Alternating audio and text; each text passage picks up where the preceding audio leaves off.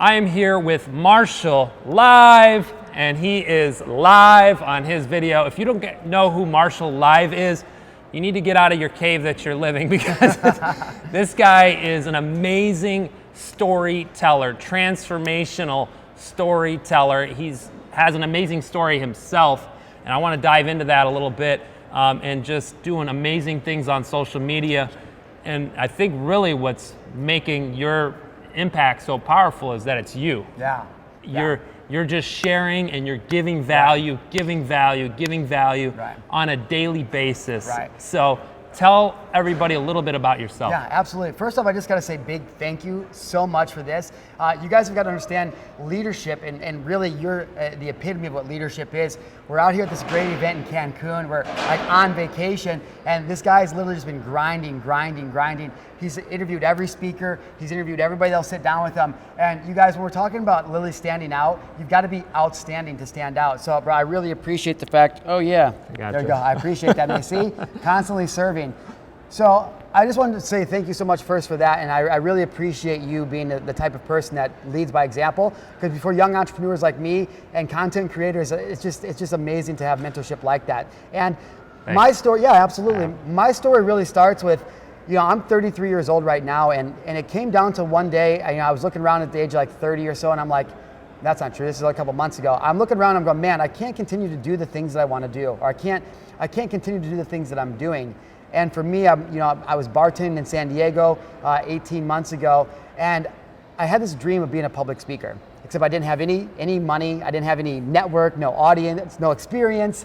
And you know what? I said, whatever, I'm just gonna prove to people that you can become anything you want to. So I literally took this phone right here, and I stood on a street corner in San Diego one day, and I just happened to be in the middle of downtown, and I was like, you know what? I'm gonna go live, and I'm just gonna announce, or I'm gonna declare what it is I'm prepared to do in the world. Now, I don't know what made me think I could do that, but I hit the live button, first live video. I said, what's going on, everybody? I said, my name is Marshall Gillen, and this is my journey to becoming a highly paid public speaker. I don't know if it's gonna work. I might fall flat on my face, but I don't think I will. Here's my journey. And literally every single day from then on out, I went live. And It's from 18 months. So I built this whole brand in less than 12 months. Wow. And the reality of it is I didn't pay for advertising. I didn't go out and I didn't do any of the paid stuff, because Joshua, like literally what I wanted to do is I wanted to prove to people that you can become anything you want. And actually my tagline in 2017 was, in 2017, I'm on a mission to prove to you that you can become anything you want by utilizing social media and the mobile phone. And then people go, well, what is it that you did? Well, literally, I just became a storyteller. And it wasn't even that I became a storyteller, I just started telling my story. And I really learned that I wanted to be able to create that space, that permission for people to understand that they can step into their greatness and become anything they want because of the tools and resources that we have available. And it's funny because in the beginning, I've grown so much now that I can look back and I'm more positive and stuff. But in the beginning, it was more of like this motivation thing. And I was like, you know what? I said, I'm doing this because I'm just gonna take away everybody's excuses, because I don't wanna listen to your excuse anymore about you can't, I'm gonna, whatever. And it's just evolved into something more than I ever thought it could do. And now I'm here in Cancun, emceeing some event with amazing speakers and successful entrepreneurs like yourself. And it's literally been a whirlwind over those last 18 months now. That's amazing. I mean, you shared a story on stage, and I'll ask for permission to share your story. Please. Tell me about, 23 years old. I mean, you're an amazing guy, good looking guy. A lot of people would look at your life and be like, hey, you've got a lot of good things going for you, but you didn't feel that way. So share a little bit about that. 10 years ago, I'm 33 now, 10 years ago, I was literally at the darkest place in my entire life that I'd ever been. And for me, I made a decision that, looking back on now, it's crazy to think, but I think if any of the audience, you guys are coming back and watching this, is that we've all been at places in our life or times in our life where we just don't have enough self-worth in what it is that we do. And we can be conditioned in any different way to arrive there. For me, it's a long story of, my thing was I never had a male father figure in my life. My parents were divorced when I was young. My dad was a severe alcoholic, and I never got to see him because he always chose that over me. And I think growing up as a child, that it was hard to understand, like why would this man want to choose all this other stuff over calling me on my birthday or wishing me a happy Easter, showing up to my graduation, a soccer game. And then my mom got remarried, you know, when I was 4, and she got married to a guy who was amazing at first, and we moved out to the farm, and I started working with my new stepdad, and for the first year of my life, 4 or 5 years old, it was great. But by the time I was 6 and 7, you know, he was starting to work me like a real grown man on the farm, and the more and more I'd give, I just wanted this man's admiration. And from the time I was 7 until 18, even now at the age of 33, that man has never told me he's proud of me. And it really messed with me. And I would go out to high school into the community, and I would just have crush these amazing goals. And everybody around me is telling me how great I am, and they're so excited for me. But then you go back home and, you know, you have this stepfather who's telling you you're worthless and you're no good and you're never going to be anything. And now people look at this and they go, well, why didn't your mom say anything? Because my mom's my best friend in the world, and she's so amazing. But where I come from, the small community in Illinois, like, it's not what men run back and do. Your mom doesn't gone at work all day and you run inside and go, mom, you know, dad was being mean to me. So literally, like most men, I just kept it inside. And I said, oh, you just got to power through it. And there came a point then into my 20s where I had gotten a full academic ride to go to Southern Illinois University when I was 18, and I was seemingly humming along in life, and I just got burnt out. And we're talking an 18-year-old kid. Yeah. Burnt out on what, you know? And that led me down a path of destruction. I mean, relationships, just burning down bridge after bridge. I got lost in alcohol, drug addiction. And finally, I had just moved. I took pride in that being a gypsy, but really I kept trying to run away from my problems. And what I really realized is that it was me. See, I kept following myself everywhere I went, except that wasn't freeing to me. At the time that I realized this, I realized, oh my gosh, I don't have any hope. You see, no matter where I move, I'm never going to be rid of me. I'm the problem. Nobody loves me. I'm not good enough. I ruin relationships. And after enough time had passed, I arrived at 23 years old, and I had just finally made this decision that I couldn't go on. And I'll never forget that day, because I was living in an apartment in San Diego. I had been there for like maybe a year, and my mom 2,100 miles across the country, and she's sad and worried. She knows I'm in a bad place. And I'm telling you guys, this apartment had nothing in it besides an air mattress and some clothes. I was so broke because I was spending all of my money on terrible things, mostly drugs. And there came a point when I was 23, I remember that day so vividly. I opened up my computer on my laptop. I was on the floor, there's nothing around me. And the girl who I'd been dating at the time had got a new boyfriend, which was like, she didn't tell me. And this was just this repeating thing in my life. And I finally looked at that screen and I said, enough is enough, man. And I drank a bottle of vodka. I took 50-some Xanax that I had in my prescription. And I took the rest of these drugs that I had, and I was just like, I'm ready to go. And I took it all, and I just wanted to call my mom because she's my best friend. And I just wanted to tell her, I was like, sorry, Mom, like I got to go. And I'll never forget that moment when I'm kind of slipping away, and I'm kind of going out, and I'm like, this is it. I'm ready. And my mom is my best friend, 2,100 miles away, and it breaks my heart to think that she went through this now, and she's yelling on the phone, Marshall, wake up, Marshall, wake up. And then away I went. And I don't know how, but by the grace of God, somehow I survived that night. And I'll never forget waking up in that emergency room, and I was completely alone. There was no doctors around. It was the middle of the night. Everything was dark. There was no family there. And I couldn't believe that I had made it. And it was from that day forward that I knew that something different had to change. I knew something inside of me had to be bigger. Now, the story of this evolution and growth to where I'm at today took 10 years. So if you guys are watching this, just know it's not an overnight process, but when you make that decision that you're gonna change your life, that you have to, that there's no other way, you just do it. And for me, that's where I was at. And I spent now the last 10 years of my life learning and growing. But really now what I am on a mission to do is, I always say it's not about the money, it's not about the brand, it's not about the business. I tell this story unapologetically because I want other people who feel like this to know that you don't have to feel guilty. You don't have to feel ashamed, because a lot of us arrive at these decisions not because it was our fault, but because somebody else put a limitation on us and they crushed us down so small. And I'm on this mission now, man, to just like tell people that's bull. Like, you have such a great power inside of you. You have so much to give inside you, so much love that you can burst out of anything that used to hold you back. So I literally, like, to me now at the age of 33, I look back and I'm like, are you kidding me? Like, all I had to do was go through 33 years of like sacrifice to be able to arrive here now where I have this gift that is so great. Like, I look at my mess and now I realize it's my message. I might as well put that in a golden package in a diamond encrusted bowl because I get to do this. And the power of storytelling is really just being able to give people that permission, because I needed that when I was younger, right? This is the way that I always picture it. I'm like, I just don't ever want another 16-year-old boy to sit on the corner of his bed in his bedroom, crying, hating his life, all alone. Like, I was all alone. I just wanted some person to tell me that I was good enough. I wanted one person to tell me that they love me, that they're proud of me, besides my mom, and it never came. So I spend my life now making sure I can be that person, because I know that if I can be that one person that just goes, you know what, bro, like, you got this, you can do it, I believe in you, and I love you, that can change somebody's life. So now I just go around the country telling the power of storytelling. What is it that you want to tell somebody, and who is it that you needed when there was nobody for you? Because if you can just live today, it's not about being perfect or being right, but if you can just live today, that shows the you 1 year ago that change is possible, that gives the permission you 5-10 years ago that change is possible.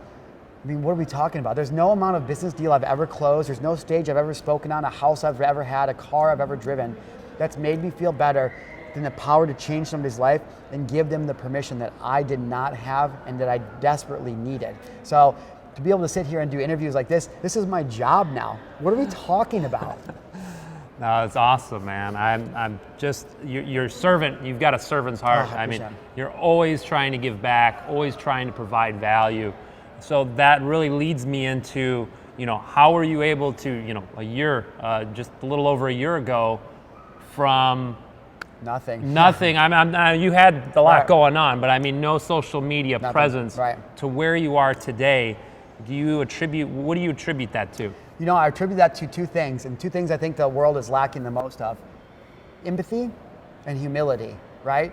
What I discovered, I said, you know what, like, I'm not an expert, I'm not a guru, I'm not even really a genius, but I'm just gonna be the man in a world where everybody is sitting down. I'm just gonna be the one guy that stands up and goes, you know what? I'll go first, I'll do it, let's go. Because that's what leadership is about to me. I just wanna be that guy that takes a step up and then reaches down and brings my tribe up. And now look at the next step and go, okay. Because you see, everybody wants to look so good on this thing. Everybody is so worried about their image. Everybody's so worried about not feeling dumb or being wrong because we're conditioned this way. The pains from our past make us feel like we have to be this strong person. So literally, I just tell people, like, I'm on a mission to make vulnerability cool again, right? Because I just gave people that permission to say, you know what, it's okay when you mess up and you're gonna fail. So some days you guys will see me on here and I'll be like, oh my gosh, I'm crushing it. And some days I'll be like, I messed up. And some days I'll be ranting. But it's the power of that storytelling. It's the power of people being able to see day in and day out that life is not all golden rainbows and sunshine, right? Like, it's not perfect. And in social media, especially moving forward in 2018, like, that's what we are always striving. We see the Kardashians, we see all these big people, and we're like, oh, well, we got to live these perfect lives. No, you don't have to live a perfect life. You can be imperfectly perfect. And what I realized 12 months ago, not 18 months ago, but what I realized and how I was able to build my brand so quickly is I just took all that scary mindset out of the way, and I said, I'm just going to show up and be humble, and I'm going to show up and be empathetic to what people are going through because I know what it's like. And that raw emotion, that's what's drawn my tribe to me. They've never cared if I was an expert. They've never cared if I had a lot of money. They've never cared what I driven or where I go. They just want that space, that permission that I give them to go, you know what?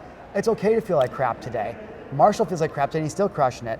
And it's interesting because I always say there's the 3 secrets to my life and being successful are, I want to wake up every day and be honest to myself no matter what. I'm going to be honest with everybody that I'm next to, and I'm going to try my best every single day. And it's not necessarily about being your best every day. It's not that you have to set a new PR every single day, because let's be honest, like, some days we wake up and we feel like crap. But if I'm waking up and even when I feel like crap, I'm still trying to be my best crappy self, that's what it really comes down to. And that's what I live my life through. It's not about attention. It's not about money. To me, I said, like, you can see, tell your story. Like, I just want to give people that permission that I didn't have to just go like, hey, yo, did you know you can change your life? Like, you don't have to do that anymore. You don't have to be unhappy.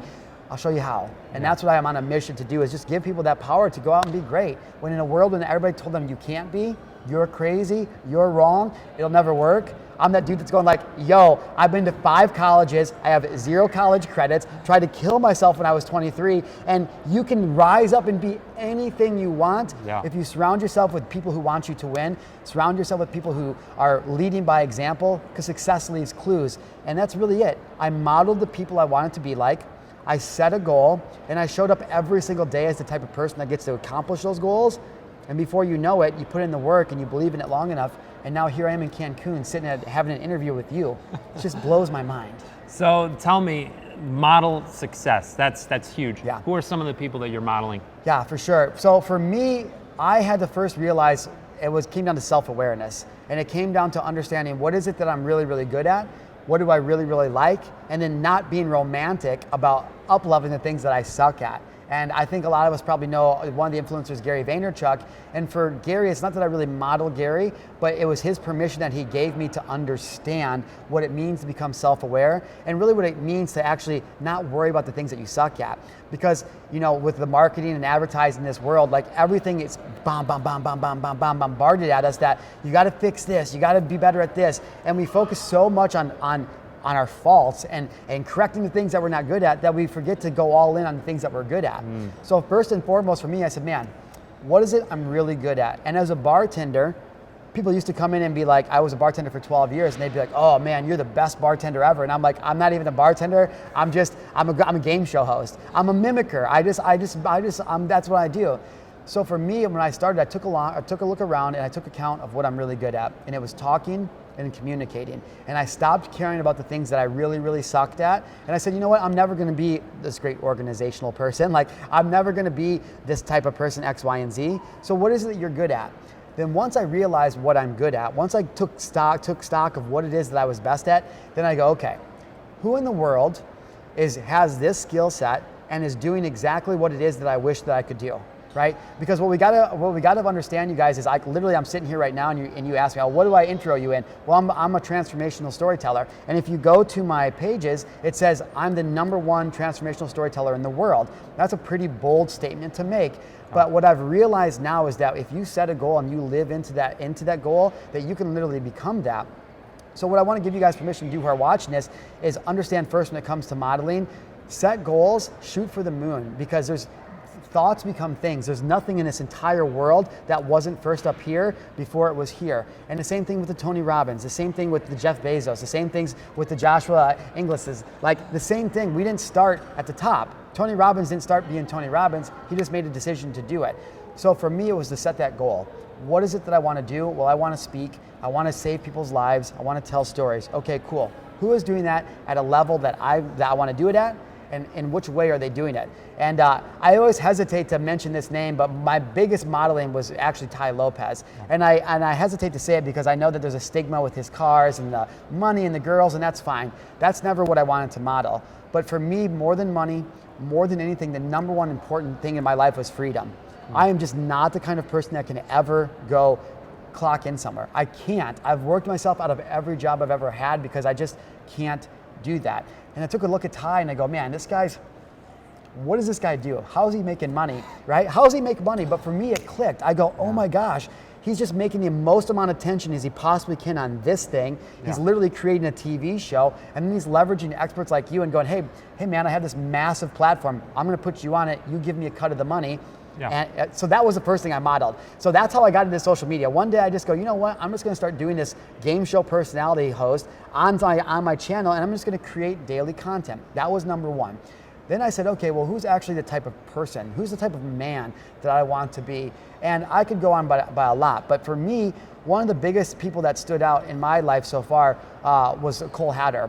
And Cole Hatter, for me, just represents that speaking life, but a man who shows up with a servant's heart to make his money matter, to give back, and really to build tribes and communities around helping people. And that's been one of the biggest messages and biggest things in my entire life is like, cool, man, like you can make a lot of money, but you can also make a lot of money and give it back to a lot of other people. And when I had that permission to go, oh my gosh, I can speak, I can still be bougie and have nice things, but I can still be a badass person who makes a lot of money and gives a lot of it back. To me, I just want to roll since then. And just stockpiling mentors. I could never say really that anybody's really more important than the other, because Caleb Maddox, I was at this event, 16 years old. It took one little golden nugget he gave me one time, very much a mentorship. The Napoleon Hill, mentorship, right? I think when we think of mentors, we think that they have to be people that we're like directly in contact with. But you guys have got to understand, mentorship can come from a book, mentorship can come from an online video, mentorship can come from somebody in person.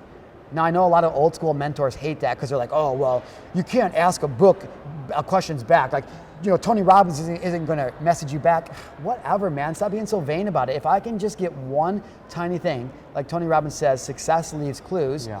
Why would I try to figure out things on my own when I can just go link up with people like you, learn how you're crushing content in your market with silly videos? I'm going to do that. I want to do that because I want to model people who have the life that I want, that are doing the things that I want. So for me, those are a couple of the key indicators. But it's interesting that you asked that, because my content lately, people keep going, they give me a hard time because every single week, Joshua, I'm like, oh my God, my life changed this week. And they're like, bro, your life changes every single week. And I'm like, yeah, you know why? Because every day I show up ready to have my life change.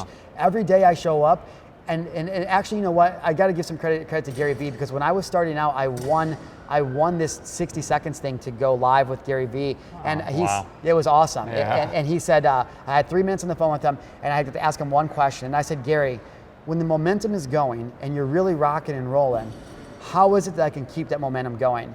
How can I leverage this interview with you to build my brand? He said, you know what? He said, how old are you? I said, I'm 32. He said, okay, what do you want to do? I said, X, Y, and Z. He goes, okay, just know that nothing good's going to happen for 10 years, right? And the first thing you got to go, oh, patience. I go, okay, this is a long-term game. Yeah. Like, if I'm going to do this forever, then what's the rush to get it done now?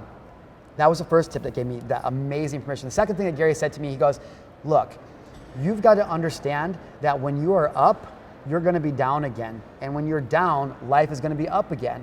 And he said, the secret is to push back in the opposite direction from the way things look like they're actually happening. And I had to stop that and had to sit back and think about that for a second. And when I think about it, what it means to me is that it doesn't matter what room I walk into or how many high-level people are in there. When I walk into that room, I know unequivocally that I'm the absolute best at what I do. Yeah. But conversely, when I walk into that same room, I walk into that room and I go, you know what? I do not know anything. I'm the worst person here, and I have everybody here to learn from, even the freaking janitor or the AV guy who's hooking me up. And when you approach life with that type of confidence, but balance it with that type of humility, that's what's been the game changer for me, is to have the confidence to go, I don't know what it is that I'm going to succeed at yet, but I have the drive to do it. And I think it really comes down to like Carol Dweck and what she talks about fixed mindset versus growth mindset. You know, fixed mindset, people think that talents are born. You're born with talent. It's a God-given talent, and I'll never be able to accomplish more. But when we move into that growth mindset, people with the growth mindset understand that talents are built, that you can actually acquire almost any talent that you want. So when you apply that growth mindset with the fact that you can be the best, but you're also the worst, and then you show up in a way every day where you're honest to yourself, honest to those around you, you try your best every day, you sprinkle a little bit of empathy and humility into it, now it's a game changer. People go, well, why are you so electric? I'm like, because I'm the dumbest person here, but I'm trying to be the best, right? And that's changed my entire life. Yeah, that's awesome. So how do people tell their story? Because you're a transformational storyteller. Yeah. That's what you do. Right. How does somebody watching this tell their story? Right. So first and foremost, you guys, again, I'm gonna keep saying this, is that you have got to give the old you permission. When you talk about your story, I talk about your mess is your message. And I got to give a shout out to one of my other mentors, Nick Unsworth, who actually taught me your mess is your message. And what Nick was telling me is, he's like, we've all gone through this pain.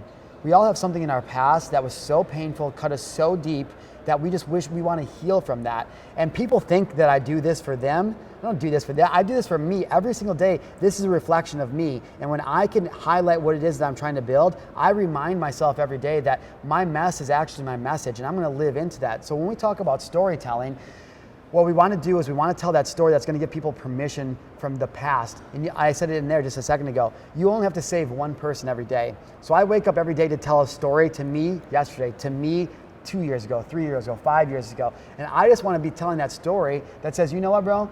This is going to work, and this is why it's going to work. But it comes down to drawing emotion. How do I draw that emotion out of you? So when I think storytelling, it's crazy because I hear a lot of stories, whether it's on stages or online, but there's so much more to storytelling than just talking. If you guys go back and watch this, hit the rewind, like you see how animated I am in everything I do, it's because storytelling and communication is 90% not verbal. What is it that your body says? How is it that your tonality sounds? When we talk about becoming transformational storyteller, storytelling is about emotion. I can sit here and go, well, you know, when I was 23, I tried to kill myself, and it was, but no, like, how do we, the storytelling doesn't matter unless I can make you feel that emotion with my body language and tonality and what it is that I'm giving you permission to do. So for me, that's where I start. What is it that you need to save yourself from? What is the pain in your life? And how can you get 1% better every day? Keep showing up as your best every day. And just every day, I just tell that story. Sometimes it's good, sometimes it's bad, but it's the stories that are going to change every day. I always tell people, it's like you think back, and I mentioned this earlier in the week too, what's the oldest thing in the entire world, right? It's storytelling. It's like when there was cavemen, there wasn't even language, right? Because communication is 90% over 90% not nonverbal. When they were like hitting things with rocks and like drawing on the caves, they still made campfires, and they're storytelling in their own way from the dawn of time. Yeah. So now what I like people to realize, I go, look, this is a digital profile. This is a digital campfire. Now in the year 2018 and beyond, this is a digital campfire. And everywhere we go, all these people have this campfire with them everywhere they go. So when I think of this, I go, how can I always use this lens to be around the campfire and share that story of the day that's gonna empower people to go out and finish the hunt, go out and do the action they have to take. And when you look at this as a tool, as to get your message out so you can share what your mess was, just create that space for people to understand that life, that they can change, that you can be different. One thing I see a lot of people say is, or might say to you, is say, Marshall, I'm too old. Yeah. I don't have a story. My story isn't as impactful as maybe your story or someone else's story. I love that. Why should I tell my story? Nobody cares about my story. I'm so glad you asked that question, because that's the thing, right? People will go, well, I mean, I didn't try to kill myself. I wasn't, abused. I wasn't a victim of anything. Like, I don't have any story. I had 2 happy parents. I lived a good life. Well, you guys have got to understand that there's 8 billion people in the world, and there's somebody out there who has the exact same story that you do. So let's talk about that. Oh, well, what if I don't have this crazy story? What if I wasn't a victim? You have to understand that people that grow up without a story, they listen to people like me or with an even worse story, and they go, I could never change somebody's life. I haven't experienced anything. And what happens then is guilt sets in. They almost feel guilty for growing up so good. They feel the self-worth starts to go down because they go, well, what's the point of my life? I didn't have to accomplish anything. And there's the story in and of itself. Because there's other people out there that are just like you who grew up happy, that grew up with perfect parents, and they go, man, I'm not worth anything because I can't add any value to the world because I didn't go through anything. Well, guess what? If you stand up in the world and you go, hey, you know what? I'm happy and I had a great upbringing, but I still want to be the person that gives other people like me permission to empower people to lift them up, then that's the story. That is the story, because you're going to relate to all those other people. I don't have to relate to you necessarily because maybe you don't have the same story as me, but if we all get up and tell our individual stories, it's like I said, you wake up and you save yourself every single day, and if you do that, if you save you from 5-10 years ago, there's going to be spillover, and people are going to start to understand. But it just comes down to telling the stories, because there's people out there who feel the same as you, and they just want to know that they're not alone. Storytelling is really just about commonality. That's literally all it is. I tell stories because I want people, I always say disarm. I want to disarm you, and I want you to understand that we are alike.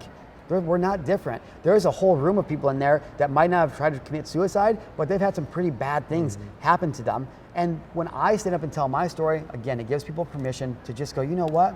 Okay, I can change this. I can do different. If just one person just clicks a little bit different, maybe that's going to give you that permission to change.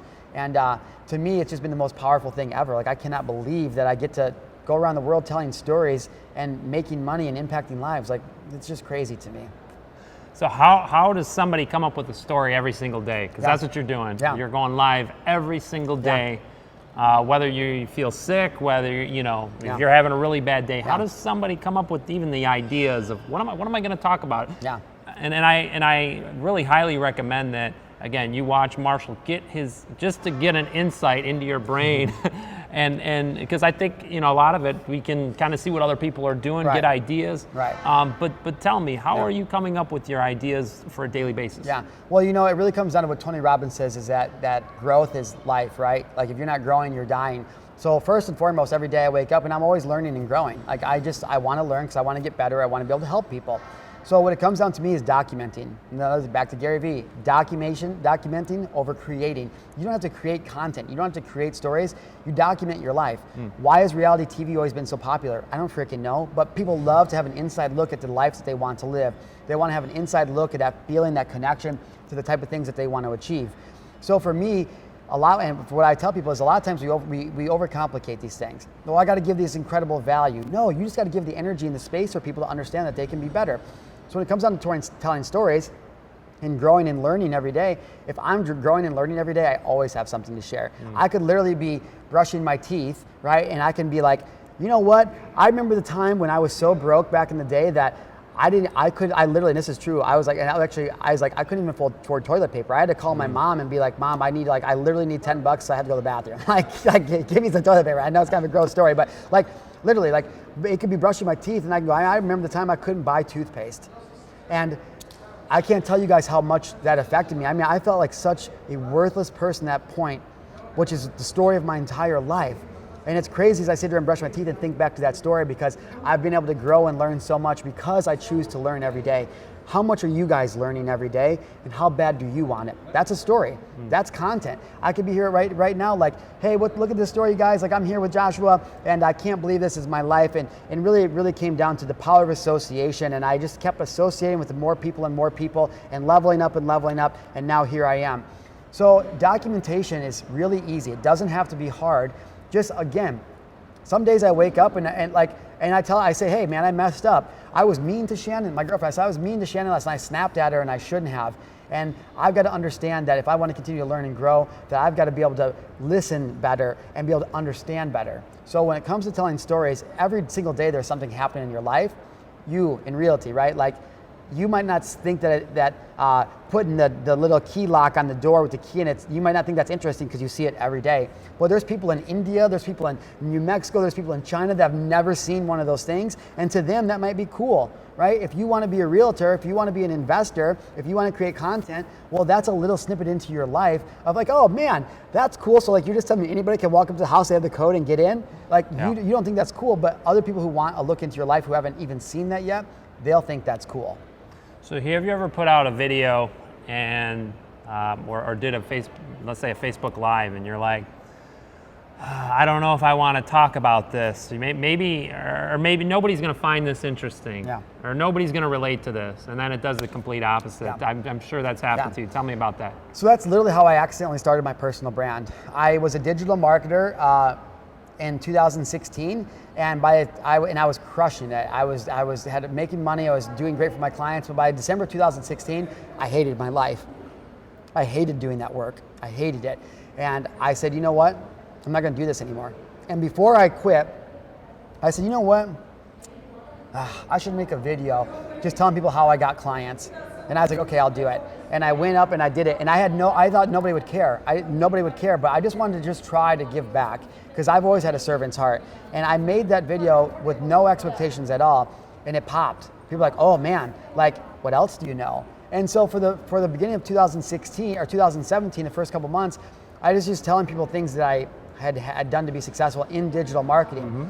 But that's when I started to discover the power of storytelling.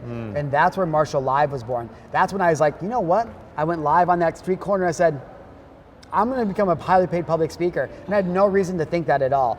But again, when you get something in your heart and you set a goal and you decide that you're going to be the type of person that gets to live into that goal, then what would stop you? For me, it was nothing. I got to a point where I was able to create a mindset, that growth mindset, where I said, I understand that talents are built. I can acquire any talent I want, and if I set my mind to it and I show up to do it, then it's going to get done. Because action equals results 100% of the time. And if you keep trying something long enough, you're going to succeed. You're gonna who's gonna outlast? Is failure gonna outlast you, or are you gonna outlast failure? And I think that if I was to interview you, and we're gonna do a live with my channel sometime too, that you have a story of you outlasting failure.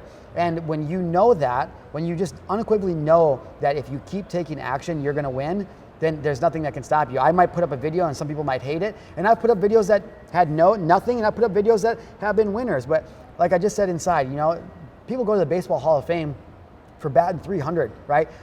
For failing 70% of the time. So you guys have got to understand that nobody goes through life undefeated, but as long as you're getting up every day, being honest with yourself, honest with other people, and trying your best, and you're willing to outlast failure, you're definitely going to succeed. So don't put a limit on yourself. Don't limit yourself by, does anybody care? Yeah, people care. I'm telling you, a lowly bartender that had never done this before was able to share his story, and people started to resonate with it. So no matter where you're at in your life, you don't have to be at the very, very top. You just got to make that space for the you were yesterday to know that they can get to today and be great. Some things will hit, some things won't. Just like baseball. Like sometimes you're going to hit it, sometimes you're not. But if you keep trying, you're going to end up at the top where you want to be. So that'll lead me to my final question. Somebody that's trying to establish their social media presence, maybe they don't know where to start. What do you recommend? I recommend starting right where you're at. So people will say that, and what it comes down to is just declaring what it is you're going to do. So it's interesting to ask that, because one of the things I teach first and foremost when I go through these things with my coaching clients is day one is set your vision. What is the ultimate vision that you want in your life? What do you want your life to look like? It doesn't have to be exactly detailed yet, but just create that idea of what is it you want to do. I was like, well, I just want freedom.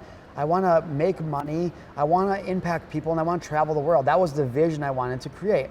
Cool. So then I just had to simply declare what it is that I was going to do, and I used social media to that. Now, you don't have to get on social media to do it, but the thing I love about live video especially is how tangible it is to overcoming fear. Because people, and this is on day 3 of these things I do, I make everybody go live for the first time. And I just want them to see that fear, once you take that action, you actually go, oh, that wasn't that bad. So people who are like, oh my God, I don't want to go live, I make them go live. And after that they go, man, that was actually kind of fun, right? And so that's the thing. It doesn't matter where you're at. You can declare right now today that you're going to change, and that is the story. If you hold up your phone right now and you go, you know what, man, I don't know what I'm going to do next, but I watched this interview with Joshua and some guy named Marshal live, and I just decided, you know what? I'm going to start my realty business. I'm going to start my speaking business. I'm going to start my plumbing business. I'm going to do X, Y, and Z. I'm going to be a better husband. I'm going to be a better father, whatever. It's simply stepping up to the plate, like I said, in that world where everybody's sitting down looking for one leader just to stand up, like who's going to go first.